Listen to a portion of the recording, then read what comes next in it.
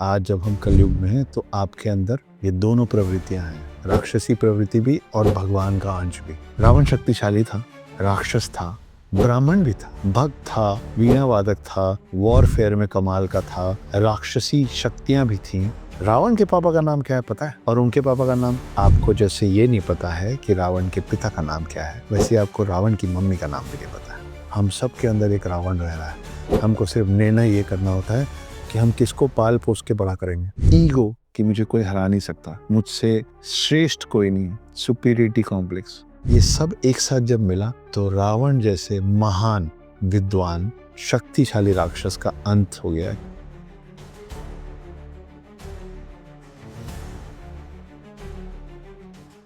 राम जी के पापा का नाम क्या है वो तो पता होगा, नहीं पता है तो मैं बता देता हूँ। राम जी के पिता का नाम था राजा दशरथ, और राम जी की मम्मी का नाम, राम जी की माता का नाम था कौशल्या, इसीलिए उनको कौशल्या नंदन भी बोलते हैं। मगर अभी जो मैं आपको बताने वाला हूँ राम जी के बारे में नहीं, वो है रावण के बारे में। रावण के पापा का नाम क्या है पता है?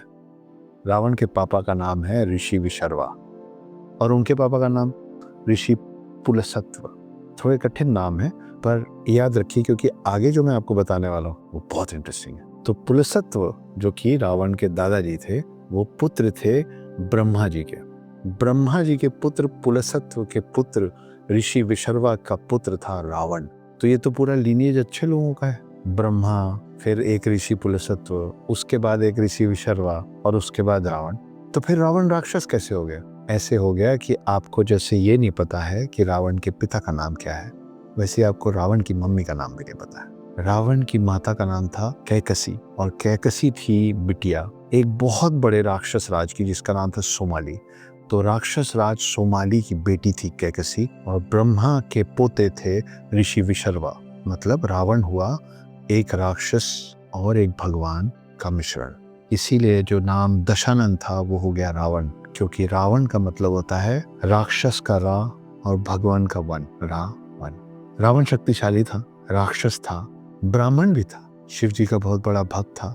क्योंकि राजा था इसलिए वॉरफेयर आता था, क्योंकि शिव जी का भक्त था इसलिए आर्ट भी आता था, वीणा वादक था। भक्त था, वीणा वादक था, वॉरफेयर में कमाल का था, राक्षसी शक्तियां भी थीं, और ऋषि मुनि और ब्रह्मा का अंश भी था। उसके बावजूद एक गलती, एक गलत निर्णय, ईगो कि मुझे कोई हरा नहीं सकता, मुझसे श्रेष्ठ कोई नहीं, सुपीरियरिटी कॉम्प्लेक्स, ये सब एक साथ जब मिला तो रावण जैसे महान विद्वान शक्तिशाली राक्षस का अंत हो गया। क्योंकि ये गलतियां उसको लाके खड़ा कर दी राम के सामने। वही राम, दशरथ पुत्र राम, कौशल्या नंदन राम। इसीलिए कहा गया है कि आज जब हम कलयुग में हैं तो आपके अंदर ये दोनों प्रवृत्तियां हैं, राक्षसी प्रवृत्ति भी और भगवान का अंश भी। हम सब के अंदर एक रावण रह रहा है।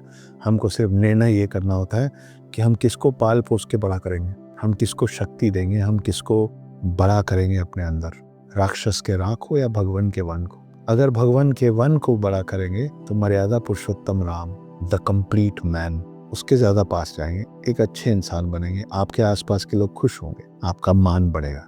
पर अगर अपने अंदर छुपे राक्षस यानी रावण का रा, उसको खिला पिला के बड़ा करेंगे तो फिर आपको पता है आप कहाँ पहुंचेंगे। बस इतनी सी कहानी थी रावण की।